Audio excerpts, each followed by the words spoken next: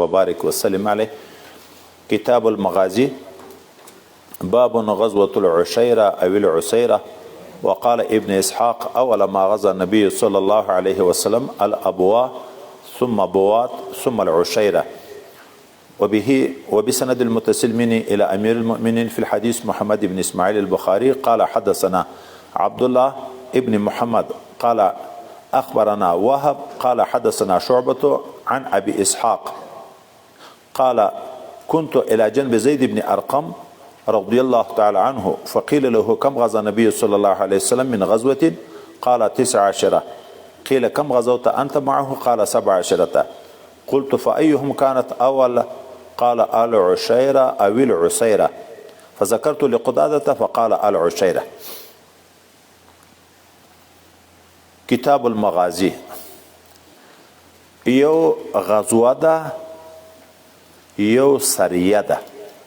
اول د دغه په مابین کې فرق. غزوه هغه د مجاهدینو ډلې ته ویل کېږي چې بذات خود به پیغمبر علیه الصلاة والسلام کې موجود و، او سریه هغه ډلې د مجاهدینو ته چې حضرت پیغمبر صلی الله علیه وسلم به په خپله نه و ورسره، د یو بل صحابي په مشرۍ کې به مجاهدین کوم طرف ته ولېږل، دغه ته سریه ویل کېده. دومه خبر، ابتدا د جهاد په سریو شوې ده که په غزواتو شوې ده؟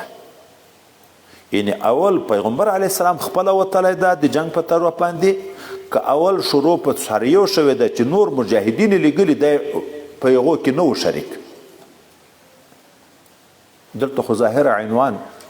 چې اول ما غزا الابوا عنوان ذکر کیږي. ابتدا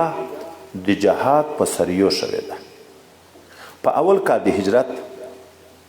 د رمضان مبارک په میاشت کې د حضرت حمزه رضی الله تعالی عنه په مشرۍ 10 نفره مهاجرین حضرت پیغمبر صلی الله علیه وسلم په تعقیب د قافلې د قریشو کې ولېږل د سیف البحر په طرف باندې. دا اول سریه ده د حضرت حمزه رضی الله تعالی عنه په سرکردګۍ، خو جنگ نه ده شوی. رمضان مبارک په میاشت اول کال د هجرت کې. دومه سریه د شوال په میاشت کې د ستی په رمضان پسې شوال کوچنی اختر میاشت د شوال په میاشت کې د حضرت عبیده ابن حارث رضی الله تعالی عنه په سرکردګۍ 20 نفره مهاجرین حضرت نبی کریم صلی الله علیه وسلم بیا ولېږل د ینبو په طرف باندې. جنگ بیا نه ده پېښ شوی. دریمه سریه د حضرت سعد ابن ابي وقاص رضی الله عنه په مشرۍ د ذوالقعدې په میاشت کې، دریمه میاشت مسلسل رمضان بیا شوال بیا ذوالقعده، د ذوالقعدې په میاشت کې د حضرت سعد ابن ابي وقاص رضی الله عنه په مشرۍ باندې د قافلې په تعقیب سې ولېږل. یو غیشه حضرت سعد د کفارو په طرف وشړو، نور جنگ نه ده شوی. دا اولنۍ غیشه ده چې د کفارو په طرف باندې تللی ده. بیا درې سریې راغلې. بیا اوله غزوه د ابوا چې دلته عبارت کې ذکر کیږي په دوم کال د هجرت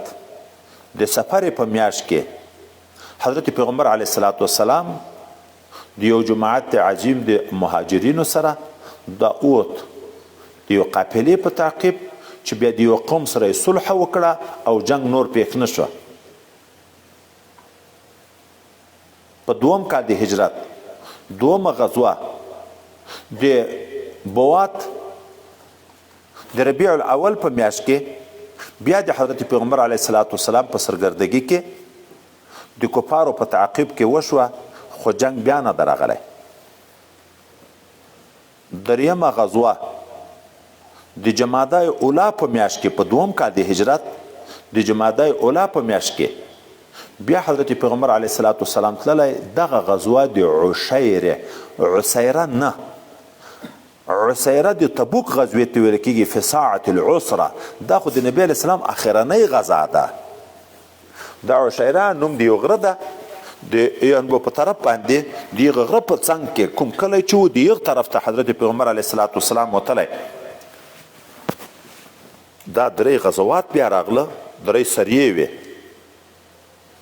بیا غزوه دی بدر صغرا بدر اولا چې چا هر راوړ مدینه منورې ته چې مشرکین راغلي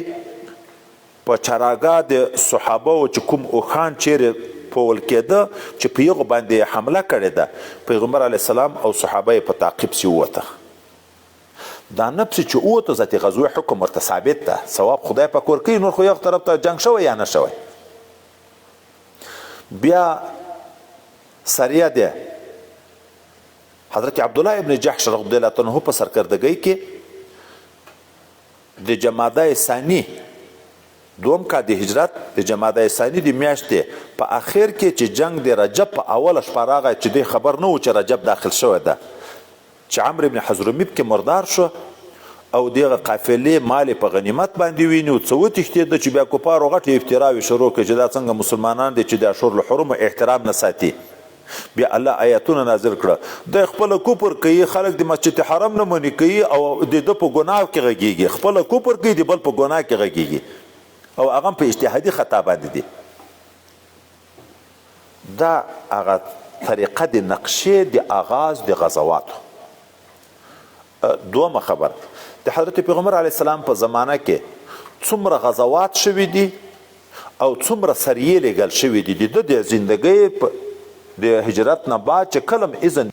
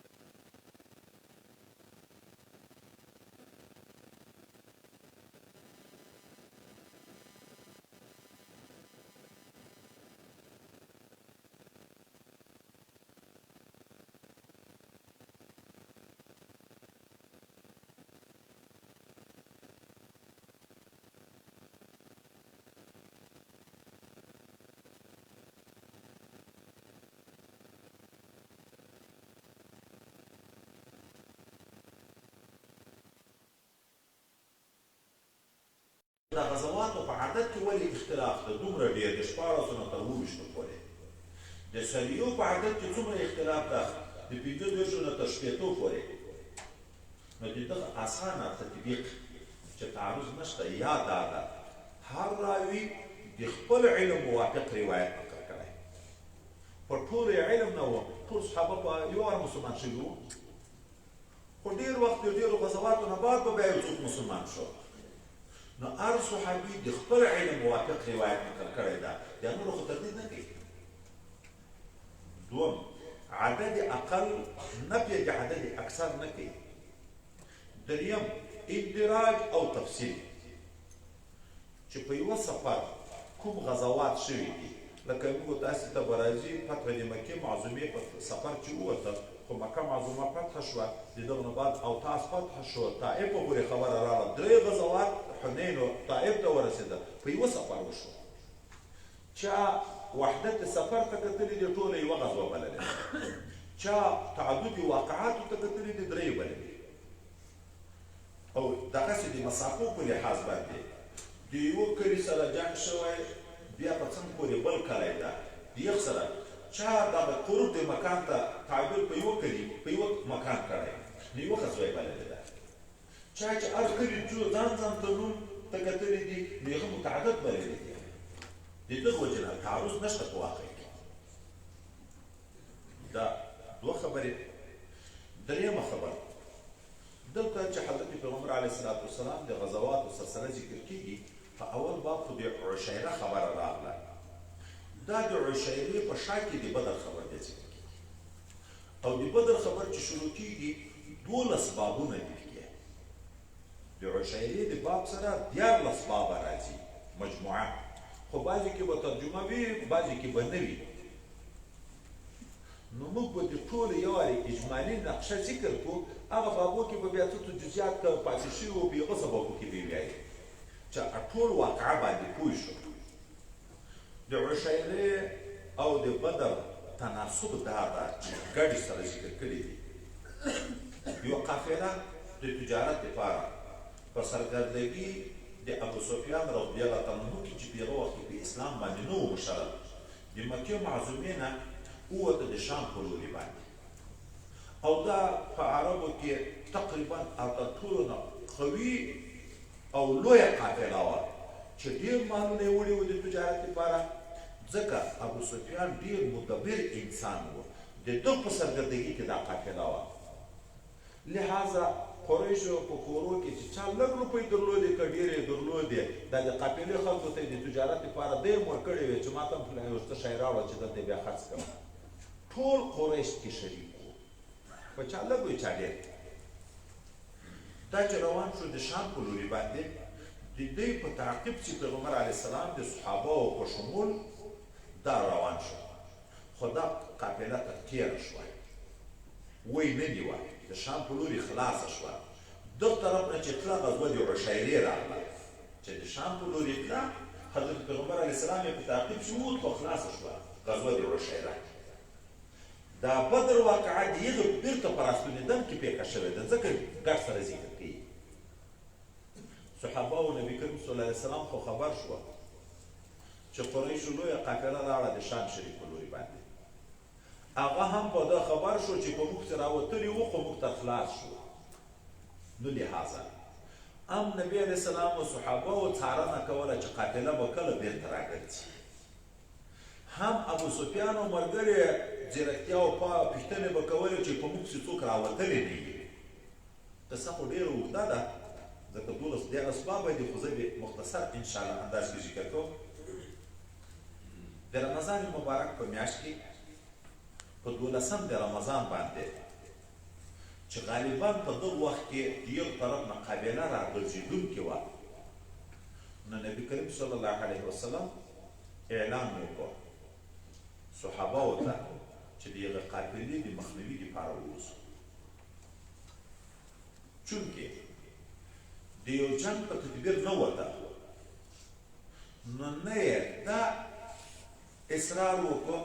چې خلک دې ټول ووځي، او نه یې انتظار غائبینو ته وکړه، نه یې د جهاد اسباب ډېر مهیا کړه. صرف 2 آسان ورسره و، یو د حضرت مقداد رضی الله عنه، یو د حضرت زبیر رضی الله عنه سره، او یا اوښان دي نفر 314 دي، په یو اوښ 3 او 4 نفره شریکان نوبت په نوبت بسپرېږي، چې حضرت نبي علیه السلام سره شریکان دي. د په اوښ حضرت علي کرم الله وجهه، حضرت ابو لبابه رضی الله عنه دي، چې نبی علیه السلام نوبت لکه مثلا ګنټه سپارتیا یا 3 ګنټې چې پوره شو چې کوزیږي د حضرت علي کرم الله وجهه لمبر ده، حضرت علي کرم الله وجهه ورته چې د ما لمبر هم ته تېر کړه، حضرت ابو لبابه رضی الله عنه ورته د ما هم ته تېر کړه، موږ په پوځو. نبي کریم صلی الله علیه وسلم په جواب کې ورته ویل تاسې په مزله تر ما قوي نه یې چې تاسې تللی شئ، زه نه شم تللی، او زه په ثواب کې تر تاسې مستغني نه یم چې تاسې ثواب ته ضرورت لرئ، زه یې نه لرم، خو زه هم بنده یم، الله ته محتاج یم، د پیاده مزل خو ثواب ډېر دی. اسلحې کمې، اوښان کم، آسان کم، نفر کم. په 12 د رمضان مبارک باندې روان شو د مدینې منورې نه، چې لږ لاړه بیا یې بیرته د دغه قافلې د دغه مجاهدینو جاج واخیست چې ودرېږه، په دغه کې کشران خلک خو به نه وي، هغه کسان چې بالغان نه وو، څه په جذباتو د جهاد سفر کې راوتلي وو، هغه یې ټول بیرته وګرځول. صرف 4 ملګري یا 3 د خدمت دپاره اجازه ورته کړې ده، د جهاد نه، هغه به بیا مسله وروسته ذکر کېږي. چې روان شو د روحه مقام ته چې ورسېده، بیا حضرت ابو لبابه رضی الله عنه بیرته د خپل ځان پر ځای نائب د مدینې منورې سرپرست مقرر کړ، ته بیرته راشه، د مدینې منورې سرپرستي تر هغه وخته پورې کوه چې موږ راګرځو.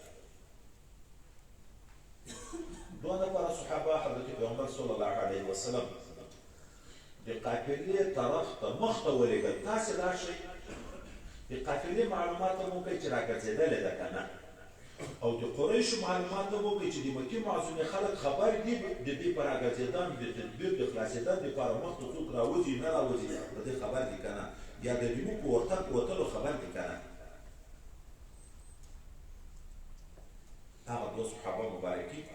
د قافلې لوري ته چې کوم طرف نه قافله را روانه د شام په لوري ډېر مزل وکړ یو ځای کې چینه ده د دغه چینې په څنګ کې کورونه پراته دي هغه پکې خو اوبه ډېرې کمې دي کوچیان په اوبو اړوي دی به هم داسې ګرځېده په اوبو پسې دغه دوه صحابه مبارکین چې لاړه دا چینه چې پیدا کړه نو خپل هم اوبه وچکلې اوښان هم اوبه کړه دا ژیمې چې ورسره و د اوبو چې کم شوي وو هغه هم ډک کړه خو دلته دوې ښځې دي یو سړی ناست دی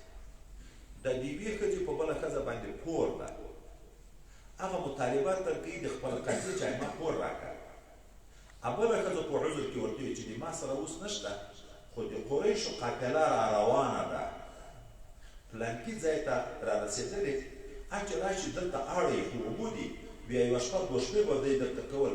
زه به د یوه خدمت وکړم دغه ښځې به ورته دی بختن بختن و شی به ورته و دی به اجرت ورته و چې زه د یو خدمت وکړم ما ته روپۍ راکړي د تا پور به درکړم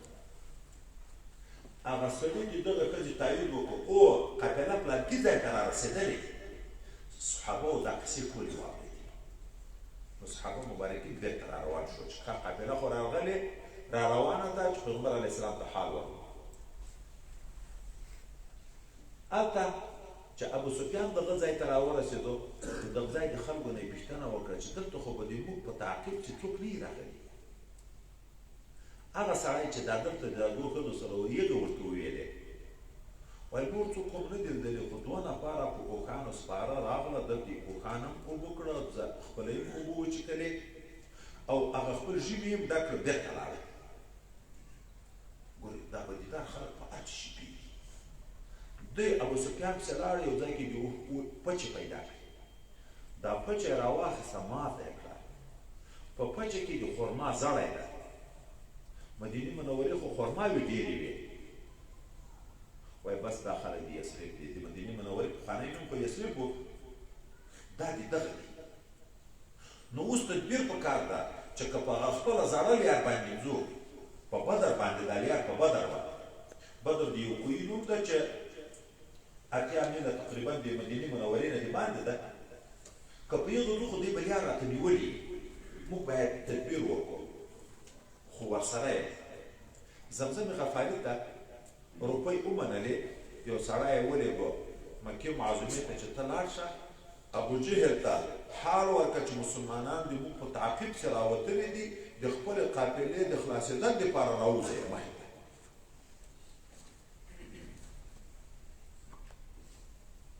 هلته د نبي کریم صلی الله علیه وسلم ترور مبارک یې په مکه معظمه کې حضرت عتیقې خوب ولید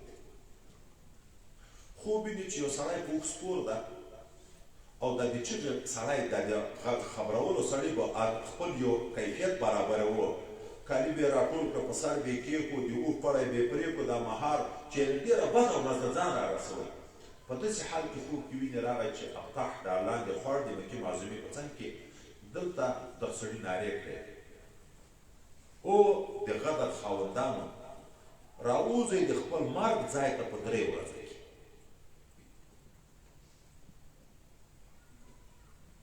بیا د دغه افتح نه لاړ د مکې معظمې په څنګ کې دا اعلان وکړ بیا دا سړی لاړ جبل ابي قبیس ته وخوت هغه کې یو تیږه راګرډي کړه دا تیږه ټوټې ټوټې شوه د قریشو چې څومره کورونه وو هر کور ته یو بڅری د تیږې ور ورسېد دا چې راویښه شوه وډاره شوه چې قریش د قوم ته یو غټ مصیبت را روان ده خو کور کور ته به دا مصیبت رسېږي خپل ورور حضرت عباس رضی الله عنه یې راوغوښت چې ما خو داسې خوب لیدلی خو ګوره چې چاته ونه وایه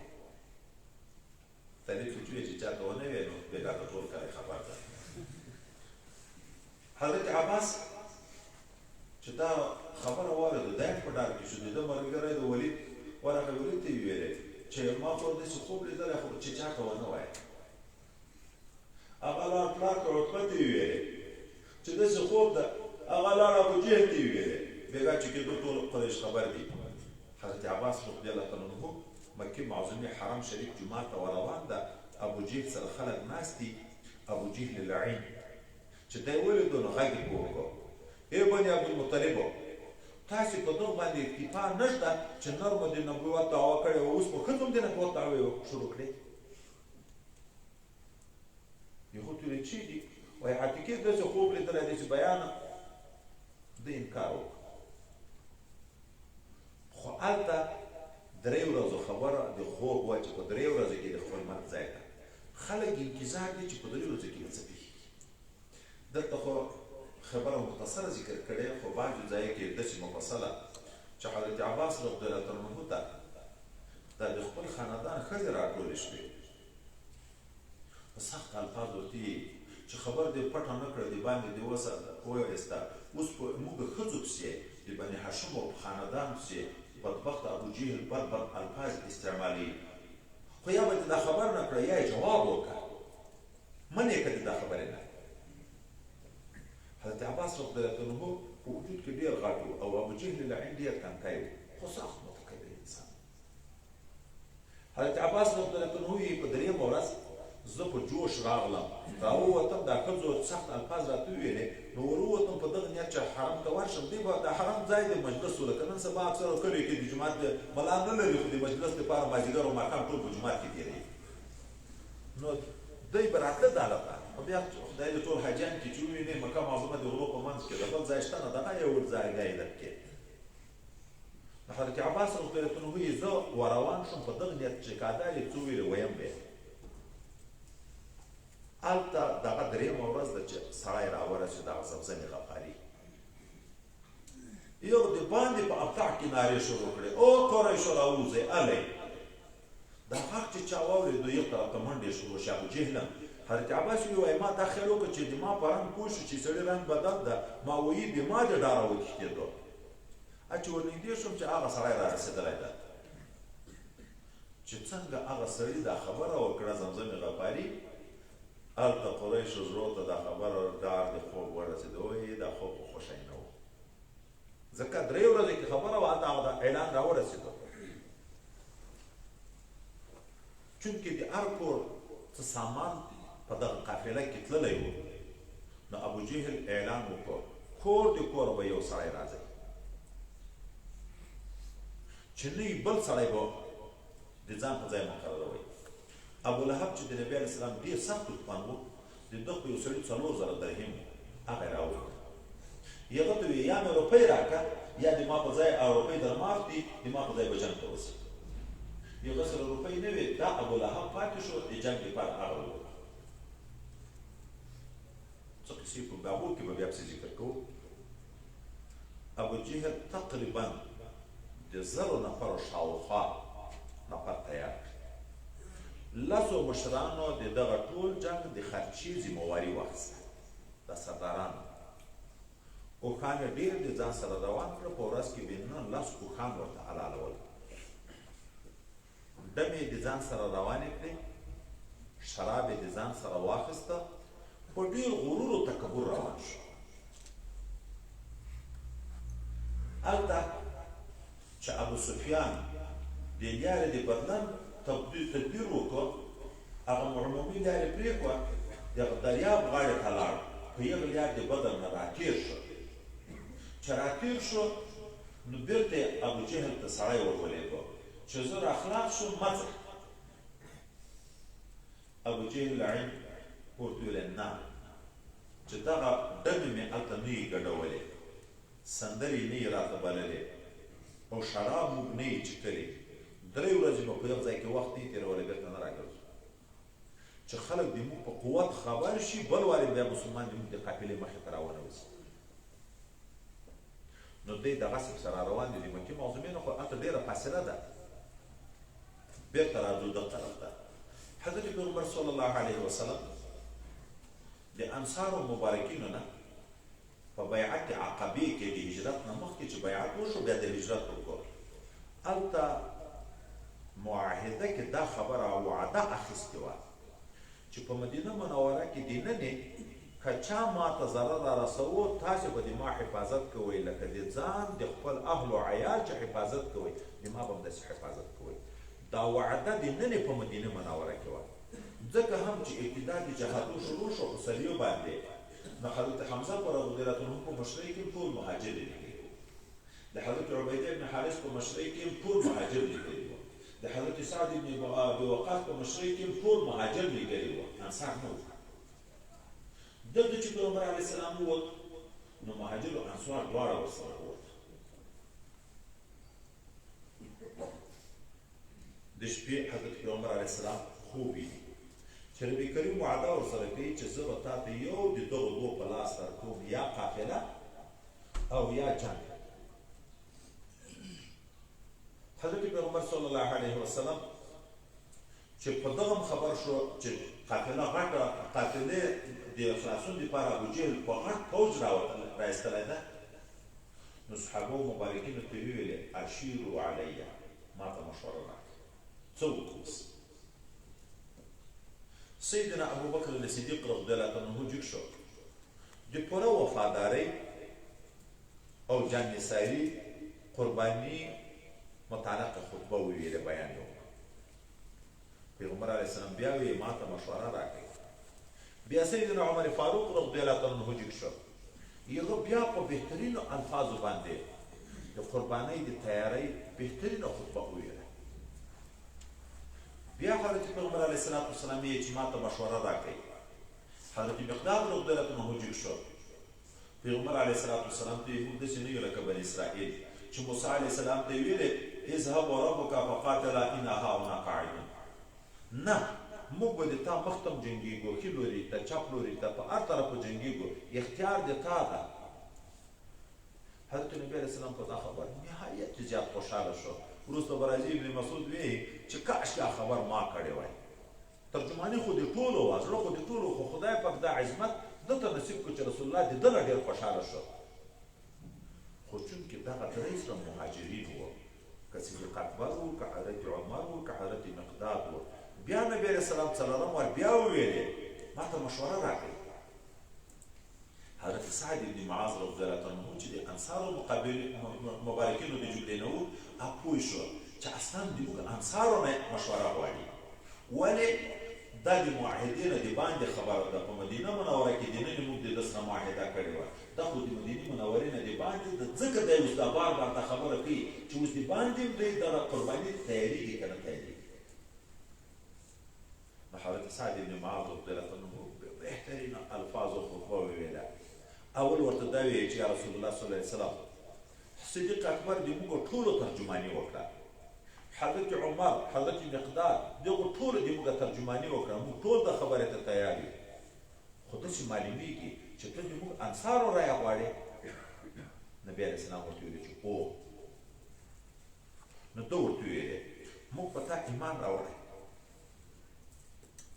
تا سره موږ معاهده کړې ده، په تا مو تصدیق ده، لحاظه ته حکم کوه د موږ منل دي. د موږ د مالونه چې څومره اخلې څومره موږ ته راپرېږدې، خو په راپرېښولو دومره نه خوشحاله کېږو لکه په رااخیستلو چې څومره ته رانه واخلې په ده خوشحاله کېږو. موږ ځان و مال د تا دي، که مو برق الغماد علاقې ته بیایې موږ در سره روان یو، که مو دریاب ته ویې چې ځان واچوئ دریاب ته ځان اچوو، د چا سره جوړه که یې جوړه کوو، د چا سره جنګ که یې جنګ کوو، په هر طرف به موږ د تا ته قرباني ته تیار یو. حضرت نبي علیه السلام مخ مبارک ته خوشحالۍ نه داسې ځلېدو. نو حضرت پیغمبر علیه السلام زیری ورکړو چې ما نن شپه خوب ولید، رب کریم ما سره وعده وکړه چې یو د دغو دوو په لاس درکوم، یا قافله یا جنګ. چونکې د جنګ په تدبیر نه وو وتلي، اسباب نه وو، سړي ډېر نه وو، نو د ډېرو صحابهو رایه دا وه چې کاشکې صرف قافلې مخې ته ورشو. ان تكون غیر ذات شوکة لکم، مشکل به نه وي. خو د الله فیصله دا وه چې نه، حق خدای دنیا ته ښکاره کوي. د رمضان مبارک میاشت دختم شهر الفرقان ویلی کېږي. حق و باطل مخلص و نه مخلص سره جدا کوي دا شاق عبادت چې چا کې ایمان نه وي هغه نشي کولی قرآن عظیم شان هم په دغه میاشت کې داخل نازل شوی هغه ته هم فرقان ویل کېږي حق و باطل جدا کوي دا جهاد هم حق و باطل و منافق و مخلص سره جدا کوي نو الله اراده دې دی وه چې خدای متعال حق و باطل سره جدا کړي هر چا ته دا ور وپېژني چې مسلمان حق دی زه یې ناصر یم او زه چې د چا نصرت کوم دې مقابله بیا څوک نشي کړی نو ځکه قافله تېره شوه خبره بدله شوه په جنګ باندې چې کله د جنګ په لوري روان شو یوه طرف ته خو اسباب کم دي شیطان اوس وسوسې شروع کړي بل طرف ته چې د بدر مقام ته رسېده د بدر هغه طرف چې د مکې معظمې په لوري ده هغه مځکه خاورینه مځکه ده کلکه ده دغه کنده دا شیله دغه د مدینې منورې لوری چې ده دا شګه ده په هغه طرف کې چې د مکې معظمې لوري ته ده شینه کویای د اوبو په یخ طرف ده په دغه طرف باندې اوبه نشته صحابه چې راغله هغه ښه لوری دی نیولی دلته دی واړول او موږ تاسې د تجربو نه اکثرو ملګرو ته معلوم دی چې سړی ستړی ډېري احترامونه هم ډېر ورته پیدا کېږي ذوق د مرض په وخت کې احترام د شپې بعضې ملګرو ته احترامونه هم پیدا شي اوبه نشته احترام راغی مځکه شګلنه ده په شګلنه مځکه کې پښې ننوځي په کلکه مځکه باندې کلک وي مضبوط نو شیطان وسوسې شروع کړې چې یو طرف ته هغه کلکه مځکه دی نیولې دا مځکه خرابه ده بل طرف ته اوبه دی نیولې دلته اوبه نشته بل طرف ته احترام وشو د جنابت په باب کې که شهید شوې مختلف وسوسې حضرت سعد رضی الله عنه په مشوره حضرت پیغمبر علیه السلام ته یو کوډخه جوړه شوه سفری صحابه و مبارکینو ته پیغمبر علیه السلام د شپې زیری د قتل د صنادیدو د قریشو ورکړو مصارع هم ذکر کړه ابو جهل به په دغه ځای مرداریږي پلانکی به په دغه ځای مرداریږي پلانکی به په دغه ځای ځایونه یې ورته ذکر کړه حضرت پیغمبر علیه السلام د ننې په هغه سفري کې دعا شروع عام صحابه ویده دي صدیق اکبر رضی الله عنه د ننې ورسره ده سعد رضی الله عنه سعد بن عباده رضی الله عنه د باندې پیره کوي پیغمبر علیه السلام ټوله شپه دعاګانې دي الله ته ژړاوې کوي ای ربه که دغه ټولۍ د مسلمانانو شهید شو بیا به په مخ مځکې تا څوک عبادت ونه کړي ای رب کریمه کوم وعده چې تا د ما سره کړې ده د فتح ته هغه وعده راسره پوره کړي دومره الحاح زاری چې په سهار کې په ولاړې دعا کوي دا څادر مبارک ولوېدو صدیق اکبر رضی الله عنه جګ شو څادر مبارک ورواخیست بیرته یې په ولې ورواچوه او ورته یې حسبک مناشد بک ربک بس ته ډېر ساری دې الله ته وکړه خدای پاک به د تا نصرت کوي باران وشو شګه باندې چې باران وشي کلک شي په خاوره چې باران وشي خټه شي تدبیر خدای پاک بدل د کافرانو مځکه خټه شوه د مسلمانانو مځکه کلکه شوه ډنډې د اوبو پیدا شوې مجاهدینو چا چې غسل ضرورت و غسل یې وکړه چې چا لوښي د اوبو نه خالي و هغه یې د باران د اوبو نه ډک کړه حضرت پیغمبر علیه السلام چې صدیق اکبر رضی الله عنه دلته تسلي ورکوي د دغه نه بعد دی راوځي ټولو داخلې سیحزم الجمع ویولدون دبر دا ډلې به شکست خوري او زیری ورکوي دغه د جبرائیل علیه السلام راغی 1500 ملائکې ورسره دي په آس پور ځکه الله تعالی ورسره وعده کړې چې 1000 ملائکو به د نصرت وکړم بیا ورته په 3000 بیا ورته که بالفعل راغله 5000 ملائکو باندې به د نصرت وکړم اوس دلته ضمناً یوه خبره بله وکړو دا چې حضرت پیغمبر علیه السلام سره خدای پاک وعده کړې وه چې زه به یا قافله په لاس درکوم یا به جنګ در باندې ګټم دی بیا په دعا وکړي الله ته دا ځل کې ای خدای پاکه ته خو هغه خپله وعده راسره پوره کړې ولې د الله په وعدو بې اعتماده ده ربي کریم وعده کې خلاف کوي رسول الله څنګه بیا دا مطالبه دي وفاداري بالعهد چې خدای کومه وعده دې راسره کړې ته هغه راسره پوره کړي دا دعا کوي وایي حضرت پیغمبر علیه السلام په دې پوهېدو چې خدای پاک خپله وعده خلاف نه کوي وفا کوي لکن کله وعده مشروطه وي هغه شرط کله بیا وعده نه پوره کېږي اوس نو کېدی شي چې د الله وعده د نصرت لکه د نورو ځایونه چې معلومیږي په استقامت شریعت وي پرون موږ آدابو کې چې ذکر کول ثابت قدم به اوسېږي ذکر به ډېر کوي اطاعت الله او د رسول به کوي صبر به کوي اختلافات به نه جوړوي فخر ریا به نه کوي شرطونه دي که نه دي اوس کله کېدی شي په دا شرطو کې مخالفت راشي نو الله به بیرته خپل نصرت منې کړي نه د دغه وجې نه چې الله په خپله وعده کې خلاف کوي دوم یا د تصوف د نگاه مقامات کل یوم هو فی شان د الله شوینات مختلفه دي د رسول شوینات مختلفه دي د ولی شوینات مختلفه دي دلته حضرت رسول الله صلی الله علیه وسلم په مقام د خوف کې و صدیق اکبر په مقام د رجا کې و دا عجب باریک علم ده د تصوف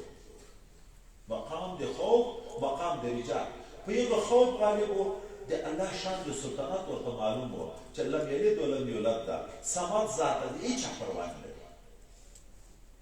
څومره چې څوک رب ښه پېژني هغه ډېر ډارېږي هغه په مقام د خوف کې و صدیق اکبر په مقام د رجا کې و چې د الله نصرت د مسلمان سره ملګری ده خو چې حضرت پیغمبر علیه السلام ته دوی تسلي ورکړي حضرت پیغمبر علیه السلام د مقام د خوف نه ترقي کوي مقام د رجا ته دا په یو مقام څوک نه پاتې کېږي هر عبادت سره د انسان مقام پورته کېږي ساعت په ساعت مقام بدلېږي ځکه حضرت پیغمبر علیه السلام دستي د خپل شجاعت جلادت اظهار کوي او راوځي ټول راخلي سيهزم الجمع ويولن الدبر پس د دې نه صفبندي د جهاد لپاره کېږي حضرت پیغمبر علیه السلام مجاهدین تیاری په یوه طرف ابو جهل اللعین هلته خپل ملګري تیاری خو هلته د ابو جهل په ملګریو کې یو ملګری خوب ویني په هغه خوب کې داسې کیفیت ویني یو سړی په آس پور ده توره ورسره ده مخ ته یې اوښ ده دغه د آس والا سړی دغه اوښ په توره ووایي د دغه اوښ نه وینې باد شي په دا قافله کې چې څومره خلک دي ټولو ته دا وینې څاڅکي ور باد شي نو ډار یو سره هم پیدا شو چې هغه بېرته یوه چې سهار دا خوب بیان کو او ورته وویل چې قافله ده خلاصه شوې موږ د قافلې د وخت دپاره راوتلي وو نو درځي بېرته وګرځو ابو جهل لعین ورته د ده زوی مسلمان و د دغه مشرک چې دا مشوره یې چې ورکوله چې بېرته وګرځو حضرت ابو حذیفه هغه د مسلمانانو په صف کې و دا نورو کفارو ته ویې دا یې په خپل زوی ډارېږي چې هغه به رانه مړ کړي خو د مسلمانانو سره ده ځکه دا خبرې کوي چې تر دې چې بېرته وګرځو نه بېرته ګرځېدا نشته ده ته چې دا خبره وکړه چې ته په دغه ډارېږې نو ده ته جوش ورغی دی دا مشرک عتبه ورور یې شیبه یو زوی ولید درې سره مقابلې ته راووت د یوه خاندان دوه ورونه یوې زوی او اعلان کوي درې سره هاروي مبارز شته یو تکړه چې د مقابلې ته راشي د ده طرف نه درې انصار مبارکین مقابلې ته وروت چې نږدې ته ورغله دوی پوښتنه وکړه چې څوک یې هغه ورته یې موږ انصار یو وایي موږ د انصارو سره کار نشته موږ ته د خپل تربونه قریش چې د مکې معظمې نه هجرت کړی خپل تربونه د مقابلې ته راوځي بیرته راغلو حضرت پیغمبر علیه السلام ورته ولې راوګرځېدی وایي موږ ته خو یو داسې خبره وکړه پیغمبر علیه السلام خپل خاندان ته اعلان کړي ای بني هاشم خدای نبي په تاسې کې پیدا ده عظیم نعمت په تاسې کړی د دغه نعمت قدردانۍ د حفاظت لپاره وجود شي تاسې وکړئ. سیدنا حضرت حمزه رضی الله تعالی عنه، سیدنا حضرت علی رضی الله تعالی عنه، سیدنا حضرت عبیده بن حارث رضی الله عنه دا پرېښودل. دا بیا د نبي علیه السلام د یوه خاندان دي، چونکې خولونه ویلي وو، زغرې بندوبست وو. هلته چې ورغله اگر که تربرونه خو وی نه پېژنده، نو یوه بیا پوښتنه ترې وکړه تاسې څوک یې؟ دوی ځان ور وپېژنده چې موږ درې یو. هغه نومونه یې چې واخیسته وایي بس نو سیالان یې. حضرت علي کرم الله وجهه چې په دوی کې کشر و، په دغه دریو نفره کې نوی ځوان و، د یوه نوی ځوان ولي د دې مقابلې ته ورغی. په یوه وارې خپل دښمن مقابل ووایي مردار یې کړ، جهنم ته یې برابر. حضرت حمزه رضی الله تعالی عنه بیا د هغه بل خپل سیال مقابل ته چې ورغی د عتبې ته، هغه یې وویل په یوه وار باندې هغه مردار. حضرت عبیده چې مشر و، د یغو مشر و، دا چې سره ورغلو دواړو په تورو وارونه سره وکړه، دواړو سره زخمیان کړه، او حتی د دغه صحابي مبارک پښه مبارکه پرې شوه. حضرت حمزه، حضرت علي رضی الله تعالی عنهما چې خپل مقابلین مردار کړه،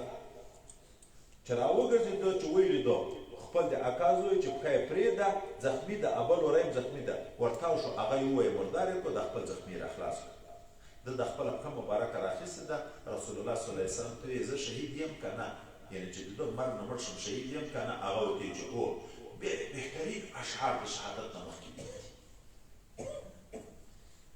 دغه درې نفره چې د مشرکینو مردار شو، ابو جهل لعین سخت متکبر ده، بیا ویلي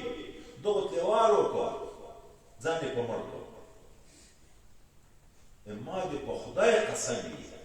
چې په پړي مې نه یې تړلي، دغه صحابه مبارکین ښیي، په پړي مې نه یې تړلي او لاس تړلي مې نه یې بولي که پرېږدو ځئ جنګ کوي. هلته وروسته بیا یو باب کې را روان ده، حضرت عبدالرحمن بن عوف رضی الله عنه یې چې صفبندي چې کېده، ما په یوه څنګ په بل څنګ کې نوي نوي ځوانان د انصارو مبارکین ولاړ دي. وایي ما ویله چې نن جنګ کې کامیابي نشي کولی، ځکه جنګ د څنګ په ملګري باندې کېږي، ملګري د دواړه نوي ځوانان دي، دا د تکلیفو برداشت نه لري. وایي ما ته چې دا خیال راغی، حضرت معاذ او معوذ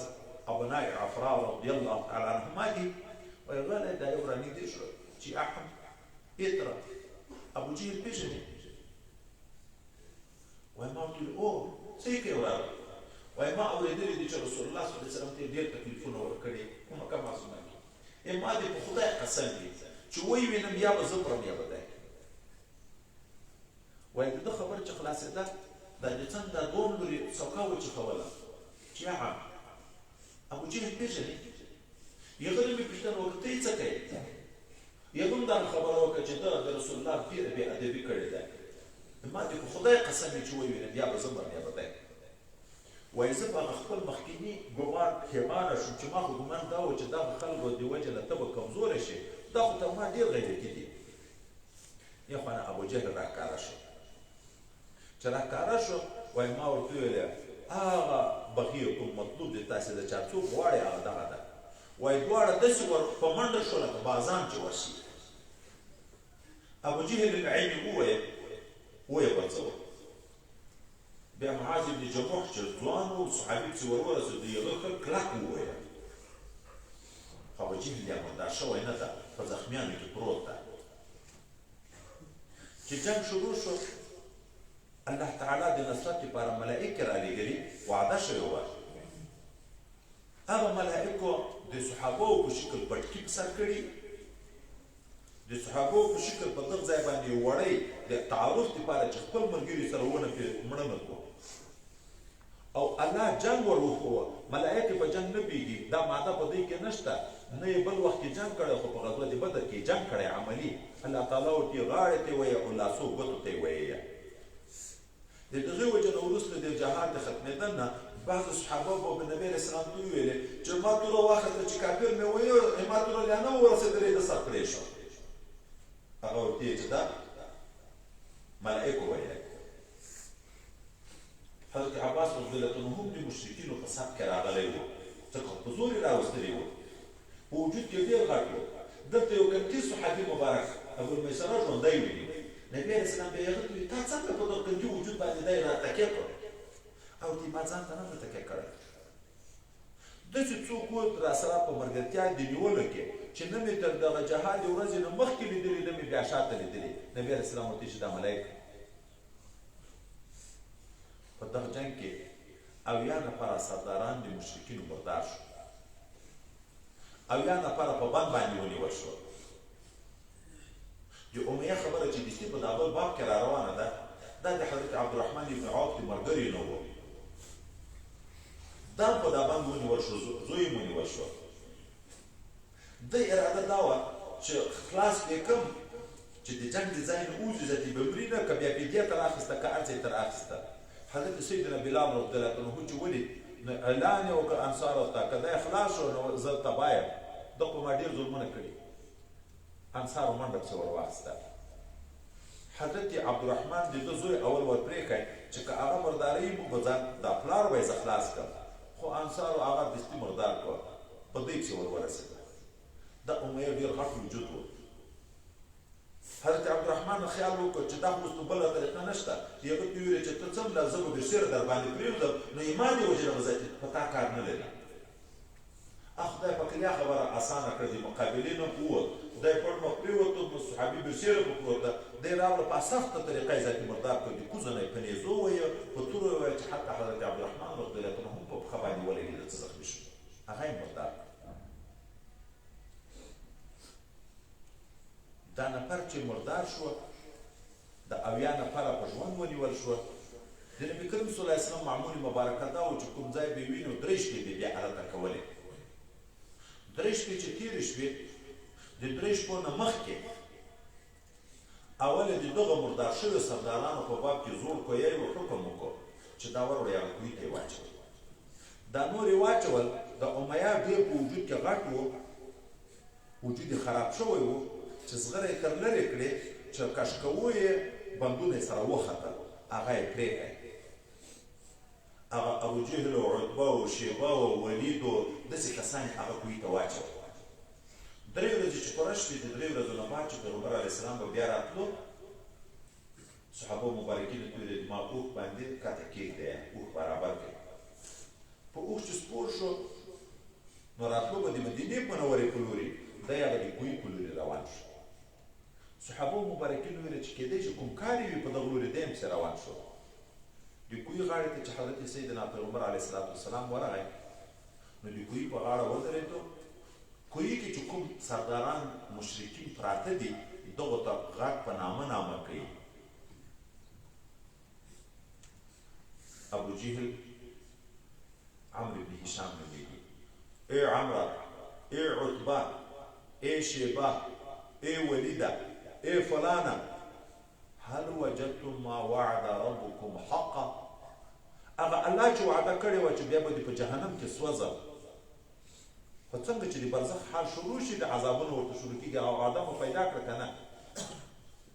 ما خو چې وعده الله د نصرت را سره کړې وه هغه مې پیدا کړه الله دې ما نصرت وکړه سیدنا عمر فاروق رضی الله تعالی عنه حضرت پیغمبر علیه السلام ته وی هل تکلم عشانا لا روح فيها داسې به د نو سره غږېږي چې روح نشته پکې نبي کریم صلی الله علیه وسلم ورته ما انتم باسمع منهم ولكن لا يجيبون تاسې تر ده نه ښه اورېدونکي نه یې خو جواب نشي راکولی غږېدی نشي کړی د ما خبرې ښې اوري د سماع الموتا مسله بیا را روانه ده په خپل ځای کې به بیا هلته تشریح کوو اختلاف شته پکې خو دا ځای به یاد لرو چې نبي علیه السلام ورته تاسې تر دی نه ښه نه اورئ خو جواب نشي راکولی د اویا نفره بندیان یې چې را روان کړل د دغه په باب کې مشوره شوه چې دا څنګه کوو سیدنا ابوبکر صدیق رضی الله تعالی عنه ورته ویل چې یا رسول الله صلی الله علیه وسلم خپل تربرونه مې دي فدیه به تر واخلو په دغه به زه عاجل ضرورت راپړ کړو چې د جهاد اسباب به برابر کړو په دې کې امید د خدای پاک به مسلمان کړي آینده به د موږ مټ وزر وي بېرته به د موږ ملګري وي. حضرت عمر فاروق رضی الله عنه ورته وی چې نه هر سړي ته خپل تربور وسپاره چې سره یې کار کړي، چې الله ته دا معلومه شي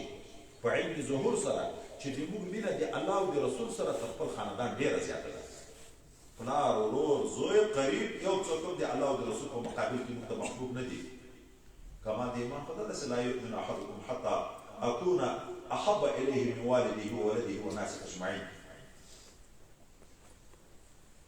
د الله تعالی د طرف نه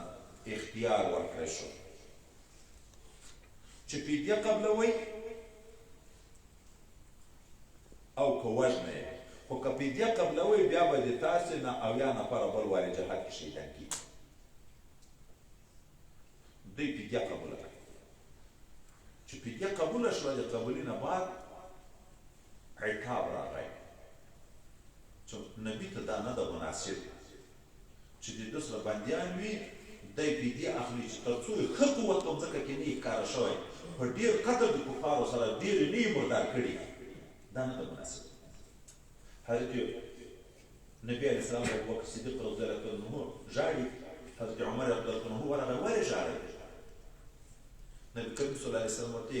عذاب داسې قرب ته اشاره کوي یوې ونې ته چې دغه ونې ته رانږدې شوی و، خو الله په خپل رحم لرې کړ. که راغلی وای نور به ټول کې هلاک شوي وو، حضرت عمر به بچ و. یعنې الله دومره په ناراضه شو چې نږدې و چې عذاب یې نازل کړی وای. اوس درته سوال ورکوي چې هلته مخکې وویله چې د الله تعالی د طرف نه اختیار ورکړی شو فدیه غوره کوئ او که وژنه یې، خو که فدیه مو غوره کړه بیا به د تاسې 80 نفره شهیدان کېږي چې په احد کې بیا هغه شهیدان شو. چې یو وارې اختیار یې بیا عتاب ولې اختیار چې وي بیا نو عتاب ولې راغی چې د اختیار فدیه وایي دا اختیار د امتحان و، تخییر شرعي نه و، امتحان و. لکه ازواج مطهراتو چې مطالبه کړه د زیادت نفقې، الله تعالی پیغمبر علیه السلام ته ویل دوی ته اختیار ورکړه الله او رسول دا د آخرت غواړئ نو په دا فقر به صبر کوي، او که زینت دنیا غواړئ بیا ورته وایه چې زه به هم طلاق کړم یو جوړ جامې به درکړم د بل چا سره نکاح وکړي. یو الله او رسول دا د آخرت غوره کړه. هغه تخیر چې هغه ازواج مطهراتو ته هم د امتحان و چې ودرې کوم طرف غوره کوي، دنیا او که عقبه. دلته هم دغسې دا تخیر د امتحان دپاره و چې کله دی د دنیا جانب غوره کړو ځکه عتاب راغی. اوس دلته بله مسله دغه تخیر چې نبي علیه السلام وکړو په اجتهاد یې وکړو. مجتهد قد یصیب و قد یخطئ. د مجتهد اجتهاد د نبي اجتهاد فرق لري که نه؟ نبي ته به اجتهاد شته که نه؟ دا مسله یو بل ځای کې ښه تفصیلي بیا راځي. دلته به دوی ووایي چې اول انبیاو اجتهاد هم شته، د امت علماو ته هم شته، خو فرق په دې ځای کې ده چې مجتهد که خطا شو تقریر علی الخطا راځي. مجتهد په خپله رایه کې خطا شو، څوک یې بیا پوه کوي؟ وحی مجتهد ته راځي چې ته خطا شوې. اما نبي که خطا شي تقریر علی الخطا نه راځي. نو د مجتهد اجتهاد زویني ده، د نبي اجتهاد قطعي ده. ولې؟ چې مجتهد نبي اجتهاد وکړ او رب کریم د ده د اجتهاد ترمیم او اصلاح ونه کړه، معلومیږي چې دغه حکم الله ته محبوب ده، نو دغه په حکم د وحی غیر مطلوبي کې ده. یو وحی مطلوب وي چې دا د قرآن عظیم الشان الفاظ دي، یو غیر مطلوب وي نو وحی دلیل قطعي ده. د نبي اجتهاد چې تردید ونه شي، اصلاح ونه شي، دا دلیل قطعي ده. او که ترمیم راغی پس د ترمیم نه بېرته بیا هغه پاتې اجتهاد قطعي شي، هغه پورته اجتهاد په حکم دې منسوخ شي. اوس بېرته سوال واردېږي چې مجتهد قد یصیب و قد یخطئ، اما ثواب په دواړو حالاتو کې شته که نشته؟ خو که حق ته ورسېدو دوه ثوابه دي، د اصابت د حق ځان ته ثواب ده، د اجتهاد د کوشش ځان ته ده. او که حق خطا شو د تکلیف ثواب د خدای پاک ورکوي او نبي ته بیا عتاب کوي یو ته بیا عتاب کوي خو اجتهادي خطا وه عتاب کوي وایي ځکه د نبي مقام ډېر جګ د حسنات الابرار سیئات المقربین انبیا معصوم دي ګناه نه درته شوې خو چیرې چې د دې په باب کې داسې سخت الفاظ راغلي دا په دغه صورت کې راغلي اوس نو د نبي اجتهاد چې راغلی په یو حکم کې که خطا شي نو خطا په څه معنا ده ترک د افضل الی الفاضل وي دواړه رواخه داسې نه خطا کېږي چې ناروا حکم وکړي ګورئ داسې نه خطا کېږي نبي چې ناروا حکم وکړي وی روا خو یو افضل بل فاضل دې په تفصیل او غیر تفصیل پاتې ده افضل او فاضل په دوه اصطلاح خلاف الاولى اولاد دا او خلاف الاولاد خلاف الاولاد ګناه ده فاضل د افضل په مقابل کې ګناه ده نو خطا په دغه معنا چې عدم حق دا نه راځي حق دواړه دي خو یو افضل د بل فاضل ده د ده د شان سره دا مناسب ده چې افضل باندې عمل کړي نو که افضل یې پرېږی فاضل یې وکړو که امت فاضل وکړي ثواب خدای پاک ورکوي خو نبي ته عتاب ورکوي حسنات الابرار سیئات المقربین حسنات څنګه سیئات ولیکي دا معنا موږ تاسو په پښتو مثال درته ویایم اسانه ډېر اسانه ډېر عواملونه دي موږ دي ګیرې رخیږي ګناه ده سود کوي ګناه ده غیبت و دروغ کوي ګناه ده خو طالب ملا که په زوره وخندلم دی دسکي به ته خو طالب هم یې که د اوداسه ځای ته د څپلیو سره وخوت دا نوکلي کې نه وي چې دا څپلی ګناه ده خو خلاف الاولاد ده دا ځای پاکول نظافت پکار و ته خو طالب یې داسې ځای کې ته خو طالب هم یې د څپلیو سره څنګه راختلی خپل په کبیره ګناه لګیا ده یو خلاف الاولاد وکړه خو د هر چا شان وي د لحاظه دغه ځای باید موږ فکر وکړو چې د دورې تعلیم نه بار بار خطا کېږي بیا به استاد نه خفه کېږي چا باید چې نه پوهېږي کشر وي تربیې او تعدید ته ضرورت لري لس وارې خطا وکړي خو سړي زړه نه ته خفه کېږي ظاهره به خوش کم ورته وکړي وبه یې وایي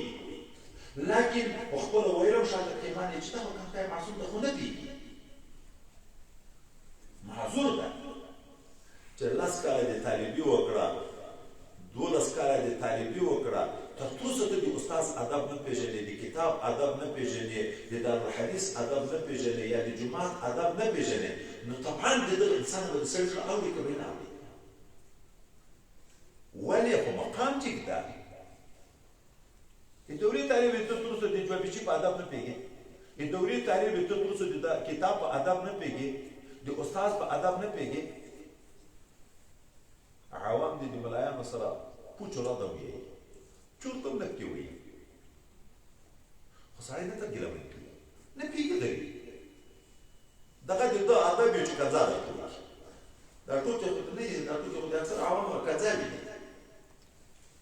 دا ټوکه در باندې کې ایبو استاد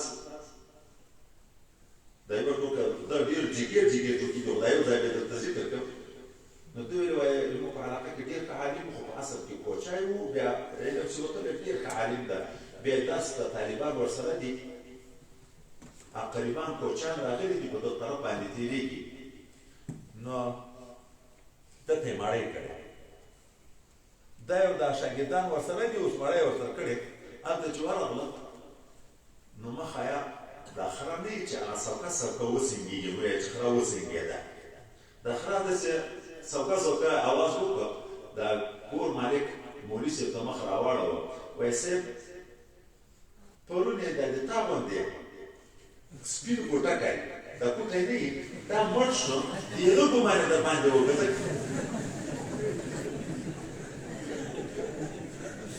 وایي دا د دې پورته که نوره ته پسې ورتېر شم یو څو نورې داسې پسې ویلې دي نو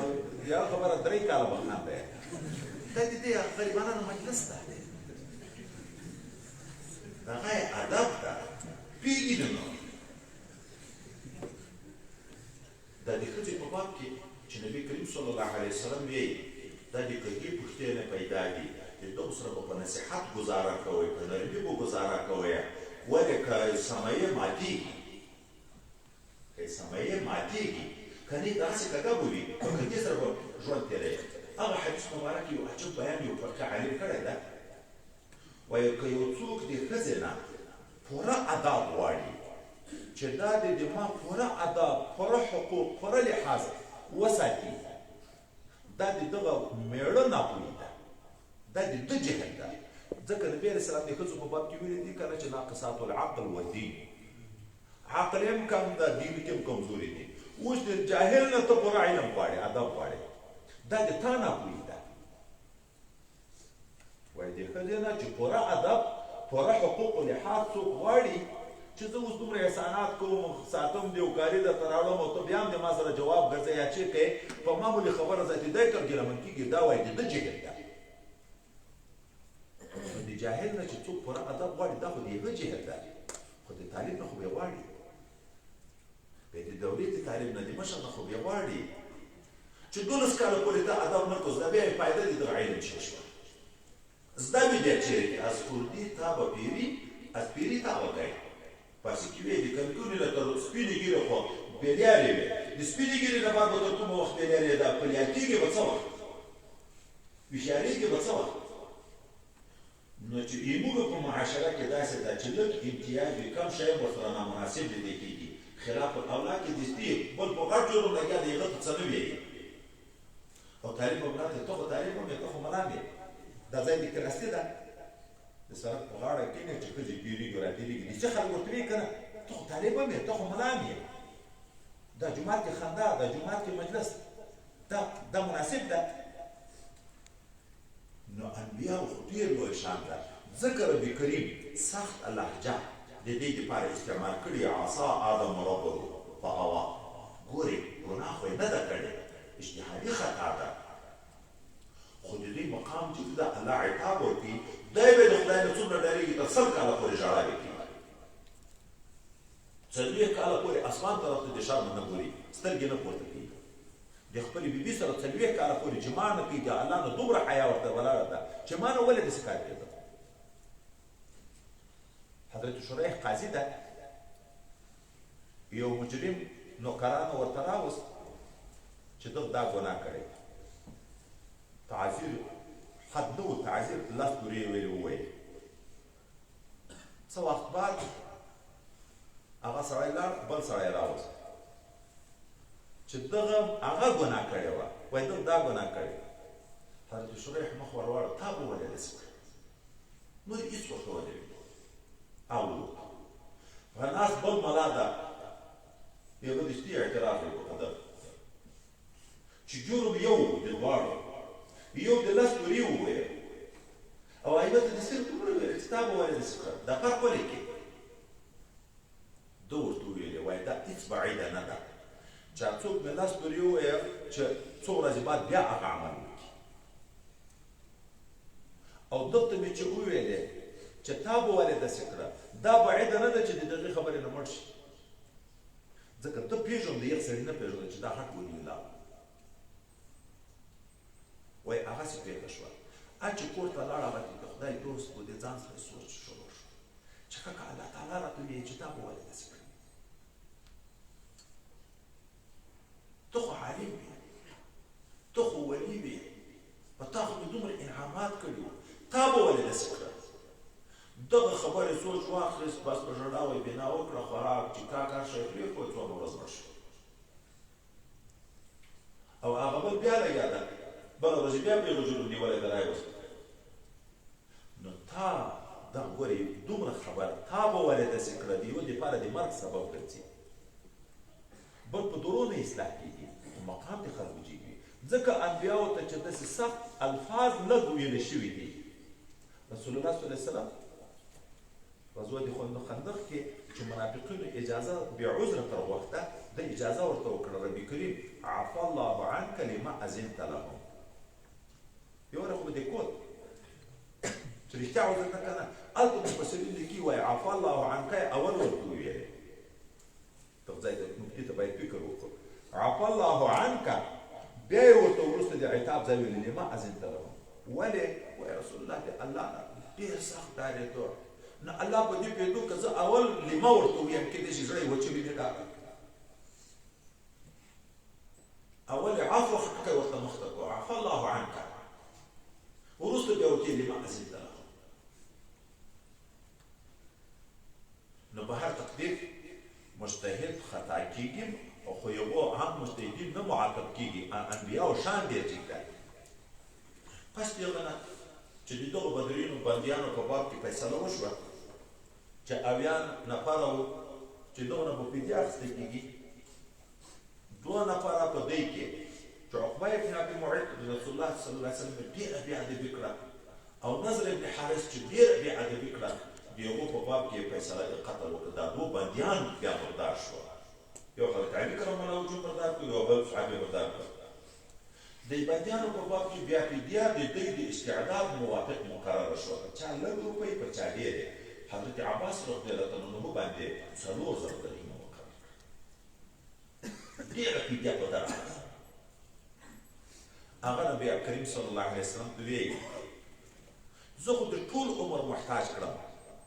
دومره روپۍ زه کله لرم چې کله بدر ته راوته د مکې معظمې نه ده چېرې پټې روپۍ پټې کړې وې بیا یې خپلې بیبي مبارکې ام الفضل ته وویلې چې زه خو لاړم که ژوندی راغلم روپۍ به خپله راواخلم که ژوندی رانغلم هلته ما روپۍ خاکې دي بیا به یې راواخلې په دا زمانو باندې بې لګوې نبي علیه السلام ورته وویلې وایي ته بیا روپۍ نه لرم ولې هلته ام الفضل ته د چا ځای ورکړو چې فلانکي ځای کې مې خاکې دي نو یو قول دا دی چې حضرت عباس مخکې مسلمان و یو قول دا دی چې نه مخکې نه و مسلمان دا خبرې چې واورېده مسلمان شو چې دا روپۍ ما سوا د ما او د ما د ښځې نه هېڅوک نه و خبر نو ته واقعي د خدای حق پیغمبر یې چې د مدینې منورې نه د مکې معظمې حال وینې او هغه د ما پټ راز راښکاره کوې خو الله تعالی وعده وکړه چې په چا کې خیر وي یعنی حضرت عباس نه دا فدیه دې پرېږدي الله به عوض ورکړي بیا څلوېښت غلامان خدای پاک ورکړه او ډېر شیان یې بیا ګټل ډېرې دنیا به خدای متعال ورکړې په دغو فدیو کې بیا یوه خبره را روانه ده په وروسته بابو کې انصارو مبارکینو حضرت نبي علیه السلام ته وویلې دا یموږ خوریې د حضرت عباس ته به فدیه ورماف کړو نبي علیه السلام ورته وویلې نه یوه روپۍ به نه ورماف کېږي په دین کې چې فرق وکړي چې مشر خپل قومي لحاظ وکړي بیا نور خلک متنفره کېږي که نه متنفره کېږي هلته یو عجبه نقطه ده په هغه ځای کې بیا انشاءالله که په یاد ذکر کوو حضرت عباس د فدیې د خلاصېدن په باب کې انصار مبارکین عذر ویایي چې دا راماف که خو په رسول الله احسان نه بارئ دا تعبیر ته وګورئ ادب ته وګورئ داسې نور دي چې دا اطاعت راته وعه فدیه معاف بیا احسان په چا باندې په پیغمبر علیه السلام موږ خوریت یې راماف کړه او خوریه یې هم نه ده د ده پلار د انصارو خوریه ده چې هغه بیا په هغه ځای کې نور ذکر کوو شیبة الرحم چې عبدالمطلب باندې مشهور ده د دغه اصلي نوم شیبة الرحم ده خو د خوریې زوی ته هم خلک خوریې ویل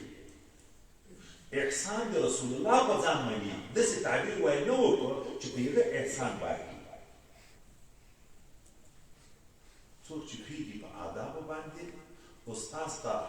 شیخ ته مشر ته تحفه ورکوي احسان په هغه نه باري صرف که ته دا د ما نه قبول کړې احسان د ده په ځان مني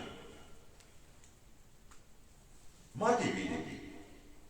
که صرف ته دا د ما نه قبول کړې اظهار د عجز کوي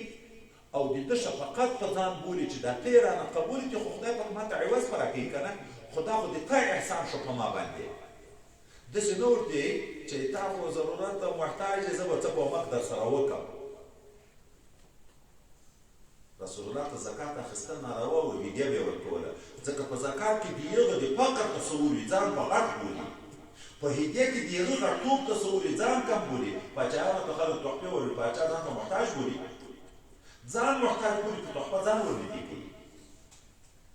په هدیه ځان ورنږدې کوي اما په زکات ځان الله ته نږدې کوي په دې احسان باندې نو ورته ویلې دا یو خوري ته را ماپ کړه ورته ویلې نه یو روپۍ به نه ماپ کېږي چې نور څومره پیډې پرې کوي دا به ترې زیاته پرې کوي بهر تقدیر دا اجمالي نقشه د غزوې د بدر چې په دغه وروسته 1200 بابو کې به ان شاء الله تعالی دغه تفصیلات ذکر کېږي په دوم کال د هجرت د رمضان مبارک د میاشتې په 12 باندې د مدینې منورې نه روان شو د جنګ واقعه په 12 د رمضان مبارک باندې بیا راغله دا په مابین کې مزلې او د انتظار او د سلسلې چې په مابین کې راغلې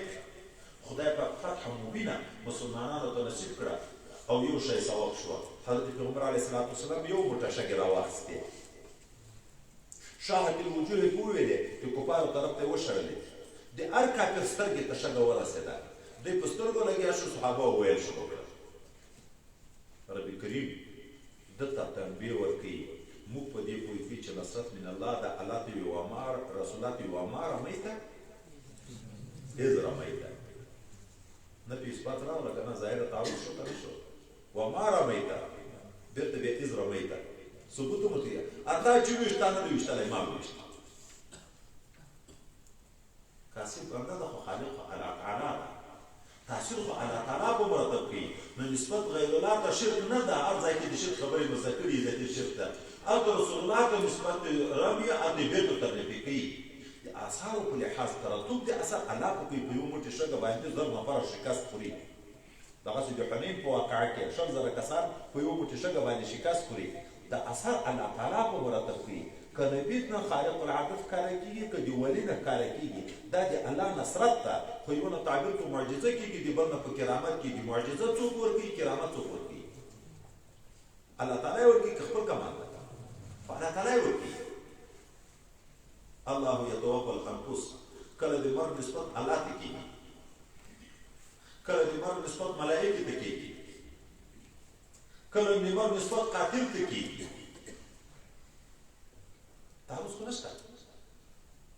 نو یو موټی شګې خدای پاک د ټولو د شکست لپاره سبب وګرځولې ځکه د رب کریم وعده وه د نصرت چې یو په لاس درکوم لیهلک من هلک عن بینة چې دا دنیا ته ښکاره شي دا بدر فارق بین الحق والباطل خدای پاک د رمضان مبارک چې فارقه میاشت ده د قرآن مبارک د نزول چې د فارق کتاب د دغه 3 سوره قرآنونه سره جمع کړه ځکه یوم الفرقان بیا یو ځای کې را روان دی یوم الفرقان د بدر ورځې ته یوم الفرقان بیا شوی نور تفصیل دی دلته بیا سبا ته شروع کړو صحیح ده سبا ته به زه تاسې د دغه بخاري شریف دپاره عبارت ویونکی معین دا بخاري شریف ذاتي عبارات شروع کېږي د عبارت تعین که تاسې تر اوسه نه یې کړي کوم ملګري چې شوق د عبارت ویلو لري